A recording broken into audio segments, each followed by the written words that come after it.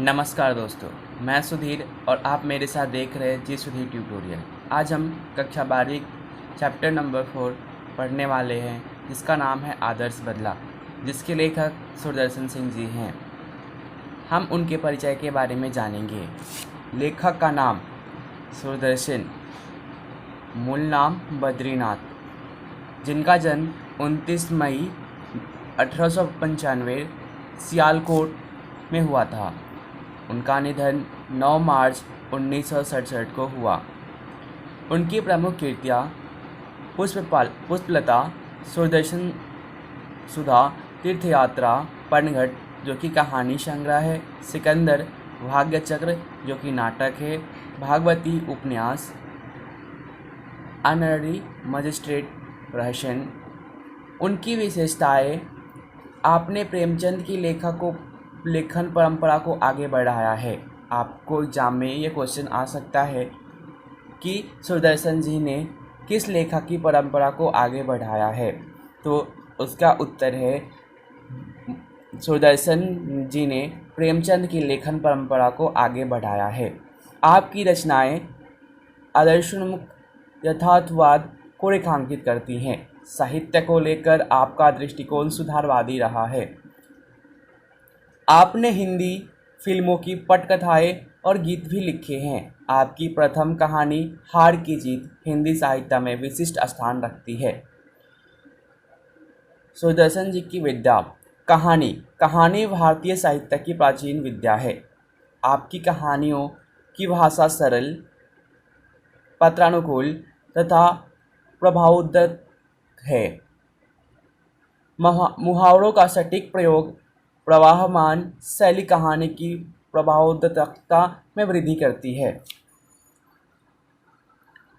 अब हम विद्या प्रवेश करेंगे। विद्या प्रवेश: बदला लेने वाले व्यक्ति के मन में अक्सर क्रोध अथवा हिंसा की भावना प्रमुख है। इतना ही नहीं, मौत का बदला मौत से लेने के लिए अनेक घटनाएं सिद्ध हैं, पर प्रस्तुत कहानी में लेखक ने बदला को आदर्श प्रस्तुत किया है। बचपन में बैजू अपने माता पिता को भजन गाने के अपराध में तानसेन की क्रूरता का शिकार होता हुआ देखता है, परंतु वही बैजू बावड़ा तानसेन को संगीत प्रतियोगिता में हराकर उसे जीवन दान दे देता। कुछ मुहावरे दिए गए हैं। हम उस मुहावरे का अर्थ और वाक्य में प्रयोग करेंगे। पहला है तूती बोलना, जिसका अर्थ होता है अधिक प्रभाव होना। हम इसका वाक्य में प्रयोग करेंगे। आज उद्योग के क्षेत्र में देश की कुछ घरानों में की ही तूती बोलती है। दूसरा है वाह वाह करना, अर्थ है प्रशंसा करना। वाक्य में प्रयोग करेंगे। सितार वादक रविशंकर का सितार वादन सुनकर श्रोता वाह वाह कर रहे उठे थे। अगला प्रश्न है लहू सूखना, अर्थ है भयभीत हो जाना। वाक्य में प्रयोग करेंगे। कोरोना वायरस का नाम सुनते ही लहू सूखने लगता है। प्रश्न संख्या 4, कंठ भर आना, जिसका अर्थ है भावुक हो जाना। वाक्य में प्रयोग करेंगे।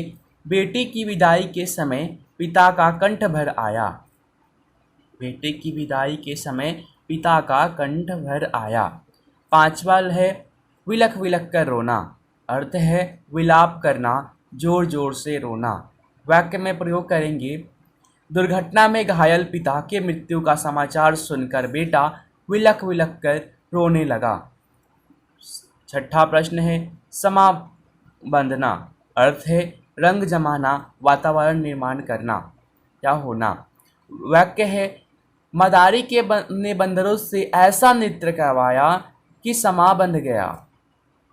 सातवां है ब्रह्मानंद में लीन होना, अर्थ है अलौकिक आनंद का अनुभव करना। वाक्य में प्रयोग करेंगे। तबला वादक क्षमता प्रसाद का तबला वादन सुनकर श्रोता ब्रह्मानंद में लीन हो जाते थे।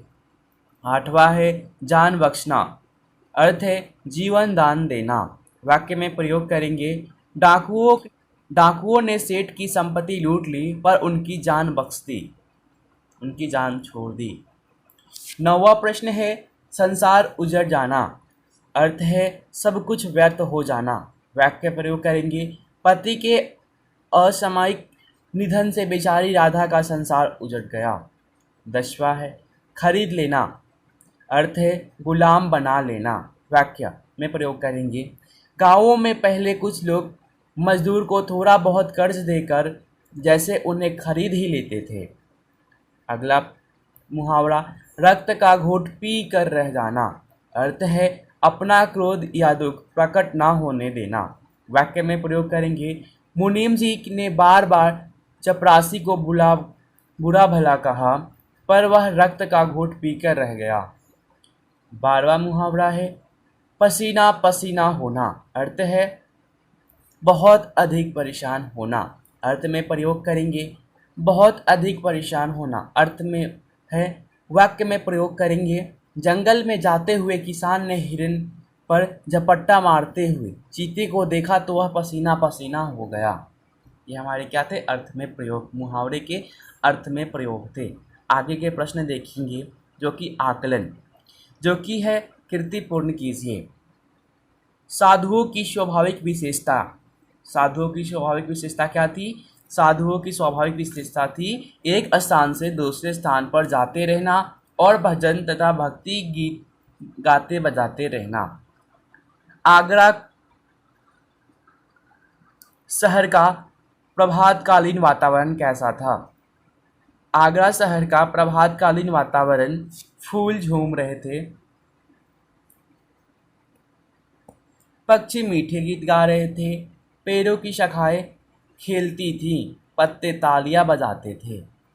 आगे प्रश्न है साधुओं की मंडली आगरा शहर में यह गीत गा रही थी। उसका उत्तर है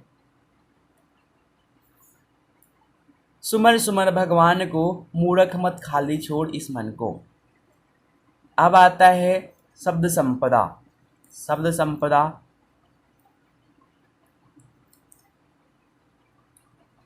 शब्द संपदा में हमें है लिंग जेंडर परिवर्तन करना है। साधु, साधु पुल्लिंग है, इसका स्त्रीलिंग होगा साध्वी। अगला प्रश्न है नवयुवक, जिसका स्त्रीलिंग होगा नवयुवती। महाराज, महारानी, दास, दासी। अभिव्यक्ति मनुष्य। प्रश्न संख्या 1 मनुष्य जीवन में अहिंसा का महत्व है। इस विषय पर अपने विचार लिखिए। उत्तर हिंसा क्रूरता और निर्यात की निशानी है। इससे किसी का भला नहीं हो सकता। इस संसार में सभी जीव ईश्वर की संतान हैं और समान हैं। सृष्टि में सबको जीने का अधिकार है। कोई कितना भी शक्तिमान क्यों न हो, किसी को उससे उसका जीवन छीनने का अधिकार नहीं है। जब कोई किसी को जीवन दे नहीं सकता, तब वह किसी का जीवन ले भी नहीं सकता। बड़े बड़े मनुष्य और महापुरुषों ने अहिंसा को ही धर्म कहा है। अहिंसा परमो धर्मः। अहिंसा का अस्त्र सबसे बड़ा माना जाता है।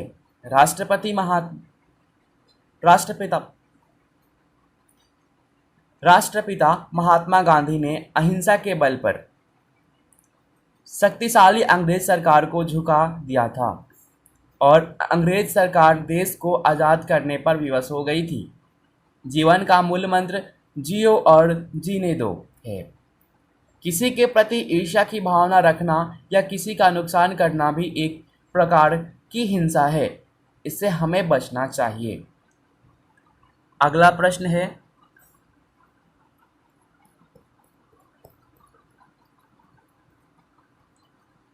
प्रश्न संख्या 2 सच्चा कलाकार होता है जो दूसरों की कला का सम्मान करता है। इस कथन पर अपने मत यानी कि विचार व्यक्त कीजिए। हल कलाकार को कोई कला सीखने के लिए गुरु की संध्या में रखकर वर्षों तक तपस्या करनी पड़ती है। कला की छोटी छोटी बारीक बातों की जानकारी करनी पड़ती है। इसके साथ ही निरंतर रियाज करना पड़ता है। गुरु से कला की जानकारियाँ प्राप्त करते करते अपनी कला में वह प्रवेश होता है।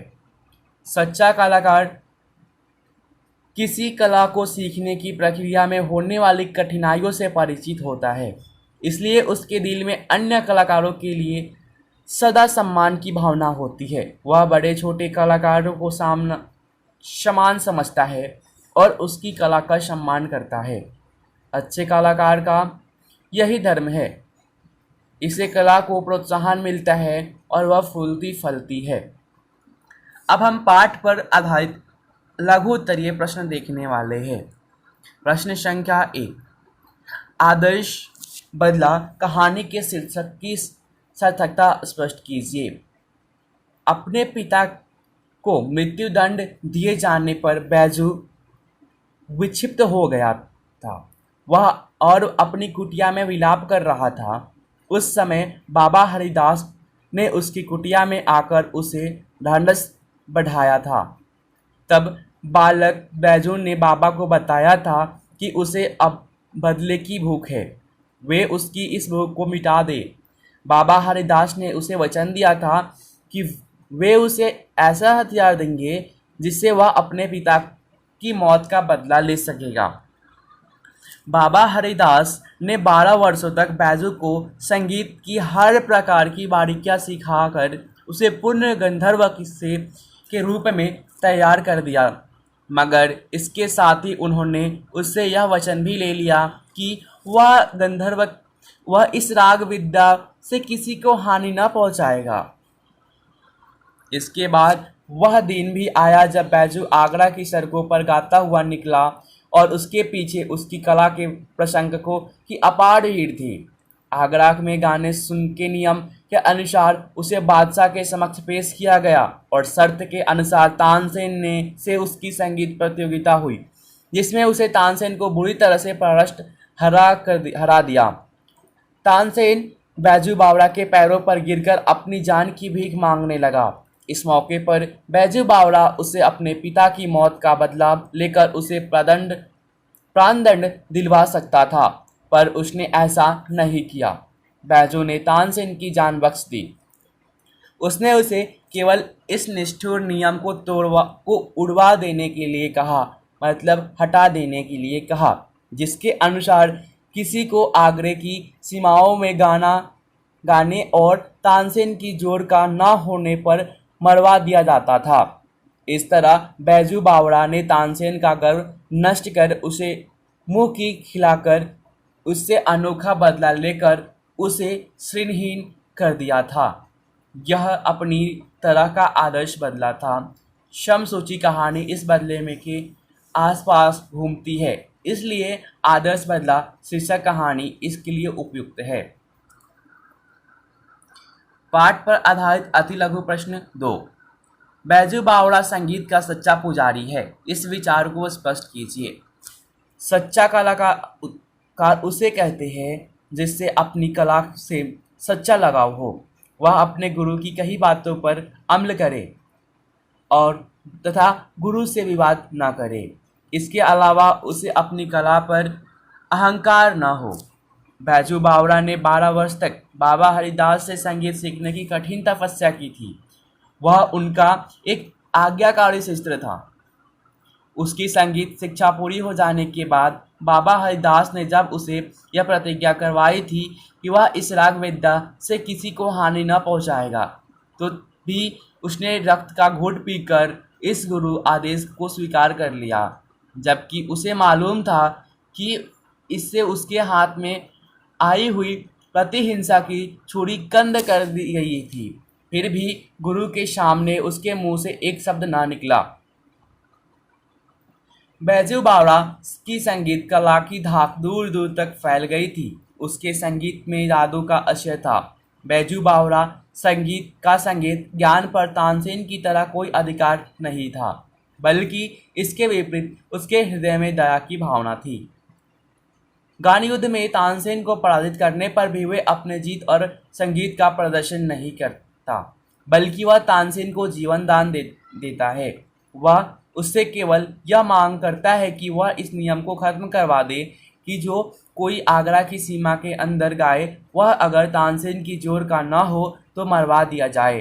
उसकी इस मांग में भी गीत संगीत की रक्षा करने की भावना निहित है। इस प्रकार इसमें कोई संदेह नहीं है कि बैजू बावरा संगीत का सच्चा प्यार था।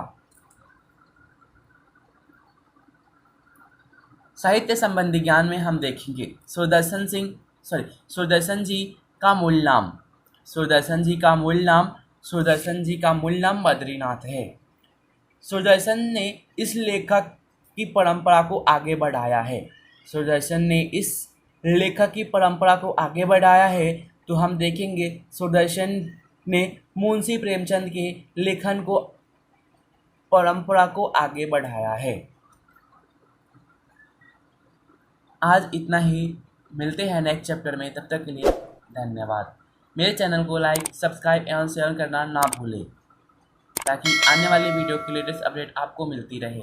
धन्यवाद।